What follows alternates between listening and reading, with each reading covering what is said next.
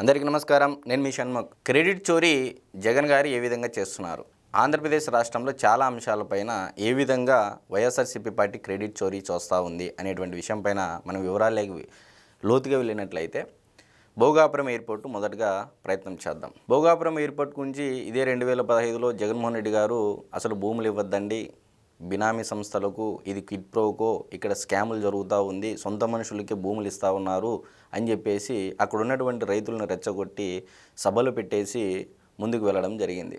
మరి అదే జగన్మోహన్ రెడ్డి గారు ఈరోజు ఆ వైసీపీ పార్టీ కానీ జగన్ గారు కానీ ఇదేం నా వల్లే జరిగిందని చెప్పేసి చెప్తా ఉన్నారు. మరి గతంలోనే నేను ఒక వీడియోలో క్లియర్గా చెప్పడం జరిగింది. 2015 నుంచి ఇప్పటి వరకు భోగాపురం ఎయిర్పోర్ట్ విషయంలో ఏ విధంగా చంద్రబాబు నాయుడు గారు ముందుకు వెళ్ళారనేది జియో నెంబర్లు డేట్లతో సహా చెప్పడం జరిగింది. అంటే కంటిన్యూటీ ఆఫ్ ద గవర్నమెంట్లో ఏ గవర్నమెంట్లో ఆ పని పూర్తవుతే ఆ గవర్నమెంట్ క్రెడిట్ తీసుకుంటుంది అనేది అందరికీ తెలిసినటువంటి విషయం. కానీ భోగాపురం ఎయిర్పోర్ట్ విషయంలో 80% వర్క్ అంతా చంద్రబాబు గారి హయాంలోనే జరిగింది, ఆయన ముఖ్యమంత్రిగా ఉన్నప్పుడే జరిగింది అనేది మనం అందరం తెలుసుకోవాల్సినటువంటి విషయం. ఇకపోతే రెండో విషయం పట్టిసీమ విషయంలో కూడా ఆనాడు పట్టిసీమ కట్టేటప్పుడు ఎత్తిపోతల పథకం గోదావరి వరద జలాలను కృష్ణా డెల్టాలోకి తేవడం కోసం ఒక బృహత్తరమైనటువంటి రూపకల్పన చేస్తే సొంత మనుషులకి కాంట్రాక్టులు కేటాయిస్తున్నారు అని చెప్పేసి ఆనాడు ఇదే అసెంబ్లీలో కూడా చాలా గట్టిగా మాట్లాడడం జరిగింది జగన్ గారు. మరి ఈ విషయంలో ఈనాడు పట్టిసీమ 2015 నుంచి ఈ రోజు వరకు స్టిల్ 2026 వరకు ఈరోజు కృష్ణా డెల్టాకు అది ఒక వరప్రదాయనిగా మారింది. మరి ఇప్పుడు ఎల్నినో పరిస్థితుల కారణంగా కూడా రోజుకు దాదాపు 2 నుంచి 3 టీఎంసీల నీళ్లు కృష్ణా డెల్టాకి పట్టిసీమ ద్వారా తీసుకోవడం జరుగుతూ ఉంది. మరి ఆనాడు వద్దన్నాడు. పట్టిసీమకు ఇదే జగన్మోహన్ రెడ్డి గారు ముఖ్యమంత్రి అయిన తర్వాత జలహారతులు ఇచ్చి అదే పట్టిసీమ పంపులు కూడా ఆన్ చేయడం జరిగింది. ఆ క్రెడిట్ కూడా అంటే నీళ్ళు ఇచ్చినటువంటి ఘనత కూడా జగన్ గారు చెప్పుకోవడం జరిగింది. అంటే పట్టిసీమ విషయంలో ఈ విధంగా జరిగింది. మరి ఇకపోతే కియా ఫ్యాక్టరీ విషయంలో కూడా చంద్రబాబు నాయుడు గారు ముఖ్యమంత్రి ఉన్నటువంటి సమయంలో 2018లో ఇది పూర్తిగా ఎస్టాబ్లిష్ అవ్వడం జరిగింది. మరి దేశంలోనే ఫారిన్ డైరెక్ట్ ఇన్వెస్ట్మెంట్లో 20,000 కోట్ల రూపాయలతో అతిపెద్ద పెట్టుబడి ఏదైనా వచ్చింది అంటే అది అతి కరువు జిల్లాకు చంద్రబాబు నాయుడు గారు తీసుకొని రావడం, గొల్లపల్లి రిజర్వాయర్ పూర్తి చేసేసి కియా పరిశ్రమకు కూడా 1 టీఎంసీ నీళ్లు కేటాయించడము, ఇలా యుద్ధ ప్రాతిపదికన మౌలిక వసతులు ఆ కంపెనీకి కేటాయించినందువల్ల కియా కంపెనీతో పాటు సిస్టర్ కంపెనీస్, పేరెంట్ కంపెనీస్, చాలా కంపెనీస్ దాదాపు 16 నుంచి 20 కంపెనీలు రావడం జరిగింది. మరి ఆనాడు కియా ఫ్యాక్టరీకి కూడా నేను పూర్తిగా వ్యతిరేకము, ఇక్కడ భూములు ఇస్తే మీ భూములన్నీ చంద్రబాబు నాయుడు గారు స్కాములు చేస్తూ ఉన్నాడు, సొంత మనుషులు కట్టబెడతారు, ఇది క్విడ్ ప్రోకో అని చెప్పేసి కూడా ఆనాడు వ్యాఖ్యలు చేయడం జరిగింది. మరి తీరా జగన్ గారు ముఖ్యమంత్రి అయిన తర్వాత జగన్ గారి క్యాబినెట్లో ఉన్నటువంటి ఆర్థిక శాఖ మంత్రి అయినటువంటి డోన్ నియోజకవర్గ శాసనసభ్యుడైనటువంటి బుగ్గన రాజేంద్రనాథ్ రెడ్డి గారు ఏమని చెప్పారు, పిట్టకథలు చెప్పడం జరిగింది. మరి 2000 అంటే ముఖ్యమంత్రి గారు కాకముందే రాజశేఖర రెడ్డి గారు ఎప్పుడో కొరియా ప్రతినిధులతో మాట్లాడితే అది మనసులో పెట్టుకొని అంటే అది గుర్తు పెట్టుకొని రాజశేఖర రెడ్డి గారికి కృతజ్ఞతగా చంద్రబాబు నాయుడు గారు ముఖ్యమంత్రిగా ఉన్నప్పుడు వచ్చి కంపెనీ పెట్టుబడి పెట్టారని చెప్పేసి కూడా చెప్పడం జరిగింది. దీని మీద చాలా వాదోపవాదాలు నడిచాయి, జనాలలో నవ్వుల పాలైపోయింది వైసీపీ పార్టీ. మరి ఇక్కడ కూడా మీరు చూడండి, కియా ఫ్యాక్టరీ విషయంలో కూడా ఆనాడు చంద్రబాబు నాయుడు గారు అనంతపురం జిల్లాకు కంపెనీ తెచ్చి అక్కడ ఉన్నటువంటి భూముల రేట్లు పెంచితే వీళ్ళు భూములు వ్యతిరేకమని ఫస్ట్ అని చెప్పారు. ఈరోజు కియా ఫ్యాక్టరీ యాజమాన్యాన్ని బెదిరించినది వీళ్ళే, వ్యతిరేకమైనది వీళ్ళే, అన్నిటికీ వ్యతిరేకమై క్రెడిట్ మటుకు చోరీ విషయంలో మటుకు మేమే అని చెప్పేసి ముందుకు రావడం జరుగుతూ ఉంది.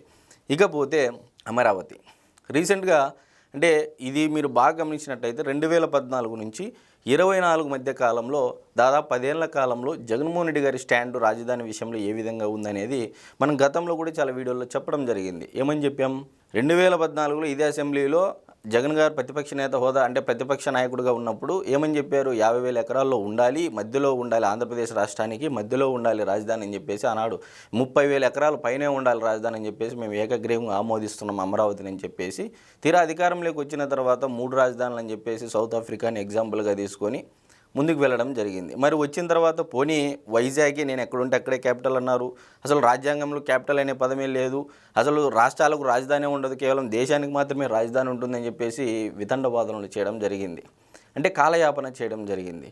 మరి అధికారంలో ఉన్నప్పుడు కనీసం వైజాగ్లో ఒక రుషికొండ ప్యాలెస్ కట్టి ఇదే రాజధాని అన్న విధంగా కూడా గతంలో పాలకులు మాట్లాడడం జరిగింది.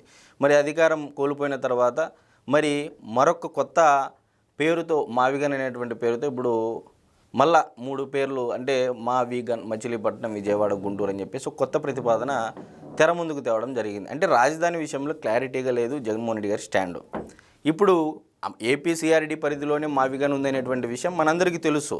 సో రేపొద్దున అమరావతి ఇప్పుడు బాబు గారు ఆల్రెడీ 2028లో ఫేజ్ 1 పనులు అన్నీ పూర్తి చేస్తాం, ప్రధానమంత్రి గారి చేత శంకుస్థాపన చేస్తామని చెప్పేసి చెప్పడం జరిగింది. మరి రేపొద్దున అమరావతిలోనే మావిగాన్ ఉంది, మేము చెప్పినందువల్ల ఇది పూర్తయిందని చెప్పేసి కూడా క్రెడిట్ చోరీ తీసుకోవడం కోసం ఈ విధంగా ప్రతిపాదన చేశారని చెప్పేసి కూడా ప్రజలు అప్పుడే మాట్లాడుకోవడం జరుగుతూ ఉంది. అంటే రాబోయే రోజుల్లో ఏ విధంగా వైసీపీ పార్టీ క్రెడిట్ చోరీ చేయడానికి సిద్ధంగా ఉంది. ఇకపోతే వెలిగొండ ప్రాజెక్ట్ దాదాపు ఉమ్మడి ప్రకాశం, నెల్లూరు జిల్లాల్లో తాగునీరుకి దాదాపు 7 లక్షల ఎకరాలకు సాగునీరు కోసం చాలా బృహత్తరమైనటువంటి కార్యక్రమం ఇది.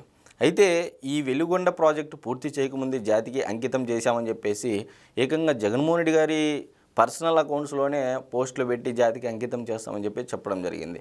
అసలు కాలువలు తవ్వుకోకుండా, టన్నులు ఇరుక్కుపోయినటువంటి బోరును బయటికి తీసుకోకుండా మరి జాతికి అంకితం ఎలా చేశారు? మళ్ళీ కూటమి ప్రభుత్వం అధికారంలోకి వచ్చిన తర్వాత కొన్ని వేల కోట్ల రూపాయలు కేటాయించి మరి ఎందుకు పనులు ముందుకు తీసుకొని వెళ్తూ ఉంది అంటే అబద్ధాలు. ఈరోజు వెలిగొండ ప్రాజెక్టు కూడా పూర్తి అయితే రాజశేఖర రెడ్డి గారి హయాం నుంచి ఇది జరుగుతూ ఉంది, దశాబ్దం కాలం నుంచి జరుగుతూ ఉంది, డెఫినెట్గా ఆయన పాత్ర కూడా ఉంది కాబట్టి ఇది మాకు కూడా క్రెడిట్ చోరీ అని చెప్పేసి తీసుకోవడానికి సిద్ధంగా ఉన్నారు వైసీపీ పార్టీ, జగన్ గారు అని చెప్పేసి మనకు తెలుస్తూ ఉంది. మరి R&R ప్యాకేజ్ అయినా ఏమన్నా ఇచ్చారా వెలిగొండ ప్రాజెక్టు కంటే? అది లేదు. మరి చంద్రబాబు నాయుడు గారు R&R ప్యాకేజ్ కింద వెలిగొండ ప్రాజెక్టు నిర్వాసితులకు, బాధితులకు దాదాపు 300 కోట్ల రూపాయలు నిధులు కేటాయించడం జరిగింది.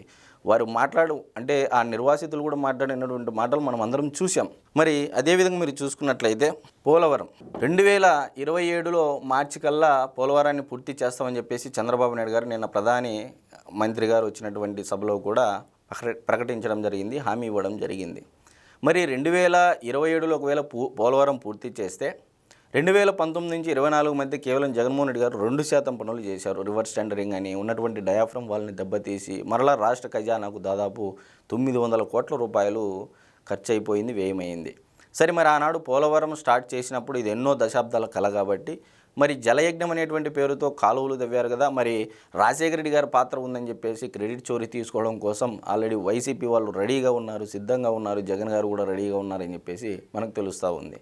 మరి దాదాపు చంద్రబాబు నాయుడు గారు ముఖ్యమంత్రిగా ఉన్నటువంటి కాలంలో 14-19 మధ్య కాలంలోనే 72% పనులు పూర్తి అయితే కనీసం 2% పనులు కూడా 5 ఏళ్లలో పూర్తి చేయనటువంటి జగన్మోహన్ రెడ్డి గారు పోలవరం క్రెడిట్ కూడా తీసుకోవడానికి సిద్ధపడతా ఉన్నారు అంటే ప్రజలు ఒకసారి నిశ్చితంగా గమనించాలి. మరి 2027 మార్చిలో కానీ పోలవరం పూర్తి అయితే జలయజ్ఞం మా తండ్రి గారి పాత్ర ఉంది కాబట్టి మరి జలయజ్ఞం కాస్త ధనయజ్ఞం అని చర్చ జరుగుతుందా, లేకపోతే జలయజ్ఞం క్రెడిట్ నిజంగా రాజశేఖర రెడ్డి గారి తీసుకొని ఆనాడు దోపిడీ చేసినటువంటి సొమ్ము గురించి చర్చిస్తారనేది రాబోయే కాలంలో అయితే మనం వేచి చూడాలి. ఖచ్చితంగా పోలవరం విషయంలో కూడా క్రెడిట్స్ చోరీ తీసుకోవడం కోసం సిద్ధంగా ఉంది వైసీపీ పార్టీ. పైన చెప్పినటువంటి అంశాలు మీరు అందరూ చూశారు. భోగాపురం ఎయిర్పోర్ట్ కానీ, అమరావతి కానీ, కియా ఫ్యాక్టరీ కానీ, వెలుగొండ ప్రాజెక్టు కానీ, పట్టిసీమ కానీ, ఇలా చెప్పుకుంటూ పోతే చాలా విషయాలలో క్రెడిట్ చోరీ తీసుకుంటా ఉంది వైసీపీ పార్టీ. నిజంగా చేసినది ఏమైనా ఉంది అంటే కేవలం 9 లక్షల కోట్ల రూపాయల అప్పులు చేశారు. మరి నిజంగా జగన్మోహన్ రెడ్డి గారు నేను కట్టాను, నేను చేశానని చెప్పేసి చెప్తా ఉన్నారు. వైజాగ్లో ఫ్లోటింగ్ బ్రిడ్జ్ అని చెప్పేసి కడితే 2 రోజులు పట్టుమని 2 రోజులు కూడా లేదు.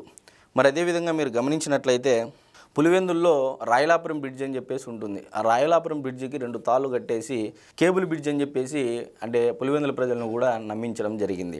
మరి అదేవిధంగా బస్ షెల్టర్ అయితే కట్టకుండానే పడిపోయింది. ఇలా చెప్పుకుంటూ పోతే చాలా చిన్న ప్రాజెక్టులే 2-3 రోజుల లోపలే అంటే పడిపోయినటువంటి సంగతి. అలాంటిది జగన్మోహన్ రెడ్డి గారు పెద్ద ప్రాజెక్టులు కడతారు అంటే ఏ విధంగా నమ్మాలి? ఇకపోతే అన్నమయ్య డ్యామ్, కడప జిల్లాలో అన్నమయ్య డ్యామ్ విషయంలో అయితే ఏకంగా 3 ఏళ్ళ అధికారంలో ఉన్నారు జగన్మోహన్ రెడ్డి గారు. కనీసం దాన్ని DPR రెడీ చేసి కూడా కేంద్రానికి ప్రతిపాదనలు పంపి కనీసం ఒక ఇనిషియేషన్ తీసుకొని ప్రాజెక్టు చేసినటువంటి పరిస్థితులు అంటే స్టార్ట్ చేసినటువంటి పరిస్థితులు కూడా లేవు.